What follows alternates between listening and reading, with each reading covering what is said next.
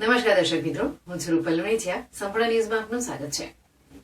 ડીસામાં વિશ્વ માતૃભાષા દિવસ નિમિત્તે મોડેલ સ્કૂલ ખાતે માતૃભાષા મહોત્સવ યોજાયો હતો, જેમાં શાળાના સંચાલકો અને મહેમાનોએ બાળકોને માતૃભાષાનું જીવનમાં મહત્વ અંગે સમજણ આપી હતી.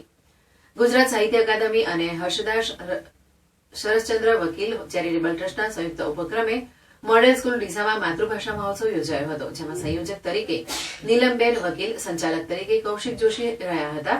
શાળાની બાલિકાઓ દ્વારા સુંદર પ્રાર્થના કરવામાં આવી હતી. ત્યારબાદ શાળાના આચાર્ય પ્રવીણ પ્રજાપતિએ આવેલ તમામ મહેમાનોનું શાબ્દિક સ્વાગત કર્યું હતું, તેમજ માતૃભાષાનું મહત્વ સમજાવ્યું હતું.